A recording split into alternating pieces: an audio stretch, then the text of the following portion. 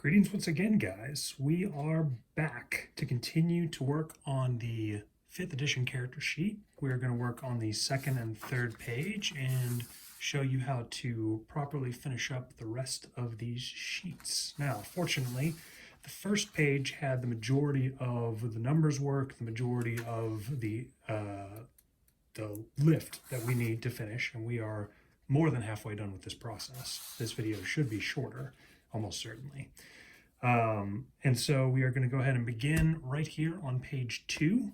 And this is a sheet that doesn't require a great deal of bookwork at all. We will begin right up here in the top left-hand corner with the character name right underneath the D&D symbol there.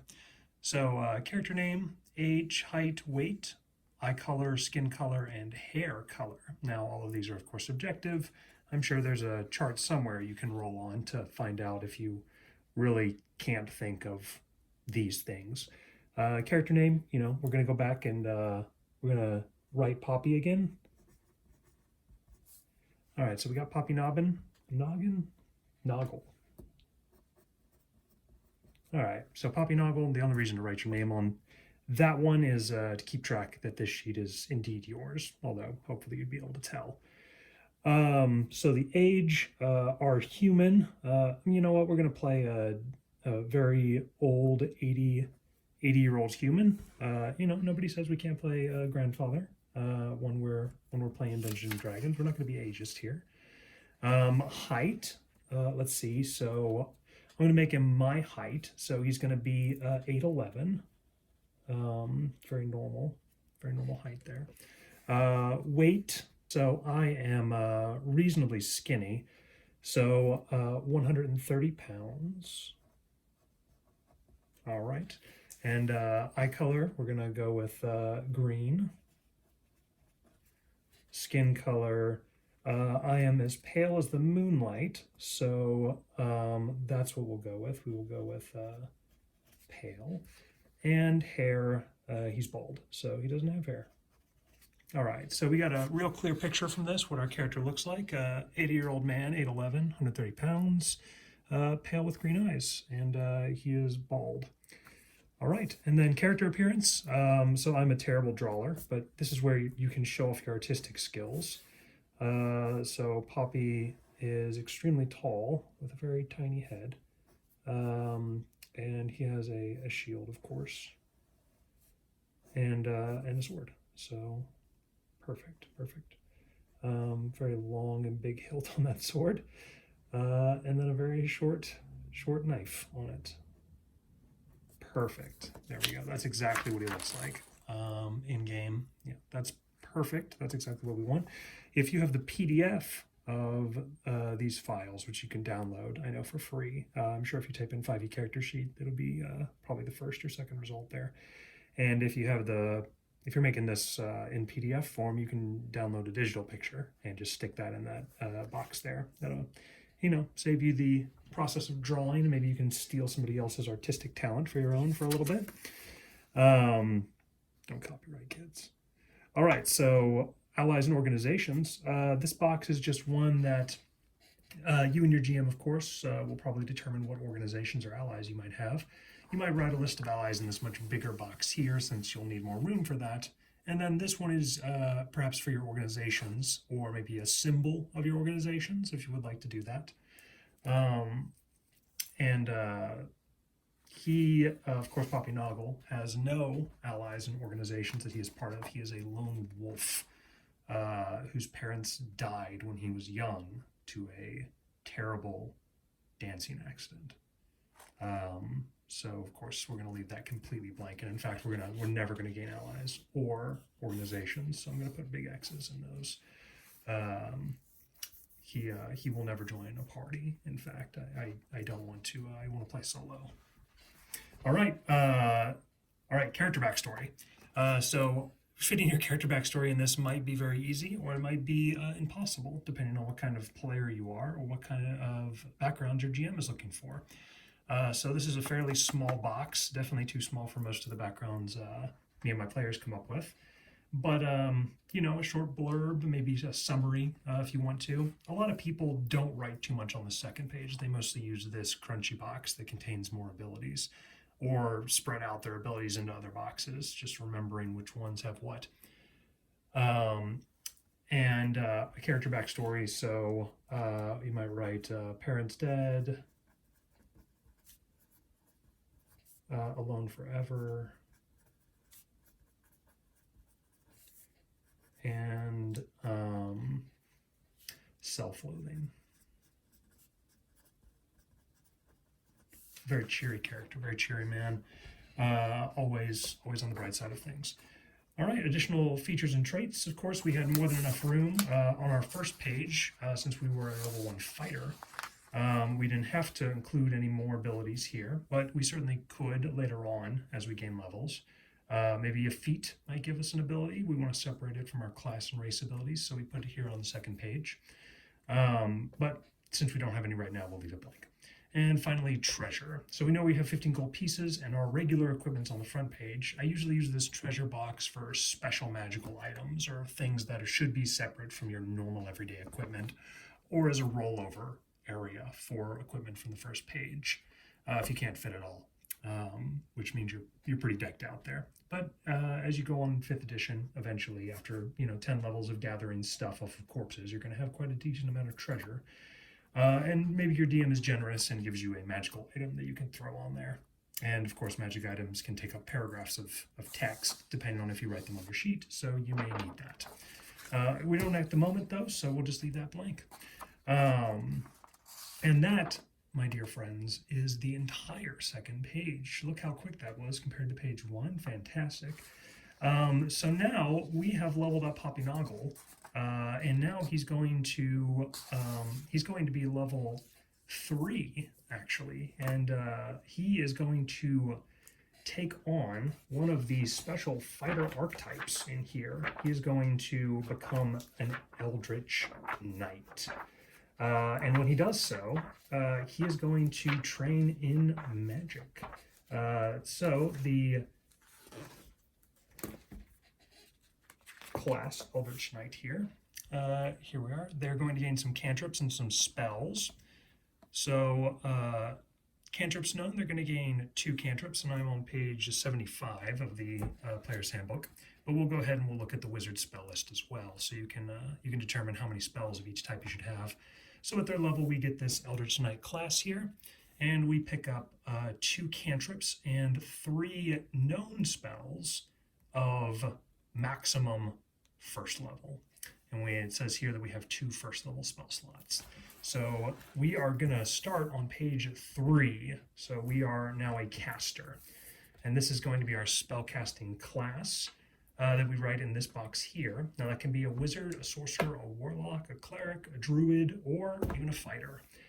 So we're going to write fighter in here. All right, so we got our fighter. And these 3 boxes are very important for a fighter with spellcasting, or really any spellcaster at all. So spellcasting ability, now what this is asking for is what attribute, which of your statistics do you use to cast your spells? And the way that you find that out is by checking out your class, and right here you're looking for spellcasting ability. And it's going to say that we use intelligence as our spellcasting ability. Now, our spellcasting ability as intelligence is not particularly good on Hoppy-Noggle. Maybe we should have built better for that, planned a little bit. But you know what? We're not playing for being the best. We're playing for the most fun here. So Hoppy-Noggle, he uses his intelligence. So I'm going to write int in there. And if I am not mistaken, Hoppy-Noggle's intelligence was a 12, so he has a +1 bonus to his spellcasting ability. Not a particularly good bonus, but if, say, we were a wizard with 16 int, we would have a much better intelligence modifier, perhaps a +4, +5. But we're going to have to deal with what we got. So the next box, spell save DC. In the same area that we found his spellcasting ability, we're going to find the formula to figure out the spell save DC here. And it says it is 8 plus your proficiency bonus plus your intelligence modifier. So we start with 8, add our proficiency bonus on that first page of +2, so 10, and then we add our int mod of 1. So that is going to be 11. And what this is the number when enemies make saving throws against our powerful Poppy magic. They're going to have to roll an 11 in order to succeed, whatever type of saving throw it is, whether that be Dex or Charisma or Intelligence or Strength. And then our spell casting, our spell attack modifier, or spell attack bonus, excuse me. Our spell attack bonus is the last of the 3 main attributes of a spellcaster. Spell attack bonus here. And we are going to look right back into the same area for that formula, spell attack modifier, and it is just take out the +8 of the last calculation. So it's just proficiency bonus plus int mod. So that's 2 + 1 + 3. Very easy there. So +3, and that's what we're going to add when a spell calls for a spell attack roll. We're going to add +3 to a d20. So if Poppy is going to make a firebolt attack, a very common cantrip spell, it requires a spell attack roll. So he's going to roll a d20, 13 right here, +3 for a 16 attack roll. That'll hit pretty much anything level 1. So Poppy's a wonderful spellcaster. I was wrong. He is in fact the most powerful of all spellcasters. And let's go ahead and look at a true spellcasting class. And of course, when everybody thinks of a true spellcasting class, they should think of the wizard, one of the original classic classes of Dungeons and Dragons, way back in Chainmail. So we have the wizard here, and how we tell how many spells he gets is right up here in his class box that shows all his level up abilities, the same one that we looked at the fighter. So these are his features that he gains, but he gains cantrips right here. These are spells he can cast at will whenever he wants, and he gains more than we do. He gains 3 at first level as opposed to 2 at third level. Sounds like he's cheating. And then at first level, he's going to gain 2 second level spell slots. So when a wizard is first level, right here, spellbook, it's going to say at first level, you have a spellbook containing 6 level 1 wizard spells of your choice. And that is where your spells are written in. So you start with 6 level 1 spells. And then right here, whenever you gain a level beyond first level, so whenever you level up to, say, second level, you're going to gain 2 additional wizard spells for free, which is going to be great. However, that is not the same as what some of the other classes get. For instance, warlocks gain significantly less spells than do the wizards, and sorcerers also are more limited in their spellcasting gain. And each one of those, you'll find how many spells they start with and how many spells they gain per level in their class section. But as we are a fighter, we're going to whip on back towards the fighter and keep going with our Eldritch Knight. So we're back with the Eldritch Knight here, and of course his spells known are right here in this chart rather than in the spellcasting area. So we're going to start with 3 first level spells, and we have 2 first level spell slots. So here's how this is going to work. It also says we have 2 cantrips here, so we're going to flip near the back here into the spellcasting area, and that begins on page 201 with this awesome picture here of this guy shooting what appears to be some magic missiles. All right, and we are going to begin by searching through the wizard spell list, since the Eldritch Knight gets to choose from wizard spells, which is fantastic for us. All right, so here we are. We're going to start with cantrips, though. So on page 210 is the wizard spell list right here, and it begins with cantrips, moves on to first level spells, second level, all the way up to the almighty 9th level spells. Then we get much closer to level 20. So we're going to go ahead and start with cantrips, and here's the list of those cantrips. There's plenty to choose from, and more in other books, in fact. This is just the player's handbook, so the most limited selection of spells that we have available to us. But I'm not going to get out all the other books. I prefer the classics here, so we're going to go ahead and choose from one of these spells. Now, I know exactly what they do, but if you wanted to look them up, you would go a little farther on and just look them up by alphabetical order here in the Player's Handbook. And it goes from page 211 all the way back pretty far near the end of the book here. And it stops on page 289 is the last spell, Zone of Truth. So I know what these spells do, however, so I'm not going to bother looking up every single one of them. But we get to choose 2 cantrips, and I have 2 that I prefer of all of these.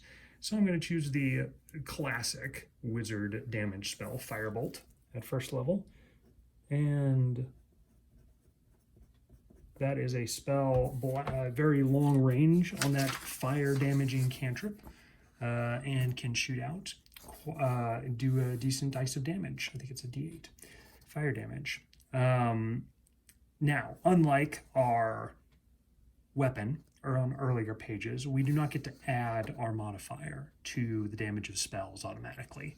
There are some attributes, such as the wizard evocation wizards tree, that gives them access to that ability, but we don't get it. So it will just be a d8. We don't get to add our mod or anything like that. And then, of course, the lovely Prestidigitation, one of my favorite spells in the game, in fact. So we're going to write down a Prestidigitation, a little minor wizard practicing move by the description, that allows your wizard to create one of a number of small but useful effects, including making little items appear in your hand and other such things. So we have 2 of our cantrips here, and then we move on to, we get 3 first level wizard spells. Now we don't have any limitation on how often we can cast our cantrips, so we can do Firebolt and Prestidigitation every time our GM says we can. However, we do have a limitation on how often we can cast wizard spells of first level, and we have 2 spell slots, which I'm going to write right there in that box. So that is a 2, and that's how many of these spells we can cast per day. So if we leveled up, we would eventually gain the ability to cast second level spells, and we might have 1 or 2 slots in those that we're able to cast per day. So we can cast any spell on this list that we're about to write down twice per day in any combination. So we will go ahead and take a look at this list and pick some of my favorites here. So I'm a huge fan of the Burning Hands spell right here, which we will use to blast out a radius of fire, especially since we're going to be a frontline fighter here. All right, so we got Burning Hands, and then let's see, what else do I like here? Of course, the classic Magic Missile, fire off a long-ranged attack that will never go to waste, and it's going to never go to waste because it can't miss. There was the E missing. All right. And then finally, we have decent armor class. We don't need mage armor. So let's go with the incredible shield spell, which is almost always useful, even with a low intelligence like we have, since it does not require a good intelligence modifier to be any good, which allows us to make a reactive shield to block attacks against our armor class. And that is it for the 3rd page. In fact, we have already done it. We are now masters of the sheet, ready to play. We are fully complete with our character. Obviously, this page wasn't needed for a fighter, but I went ahead and cheated us up to level 3 in order to make use of it. And so that is it for the character sheet, guys. If you have any questions that you want answered, any further videos that you would like to suggest that I make, please hit me up in the comments below. Give me a like and a subscribe. And remember, do try this at home.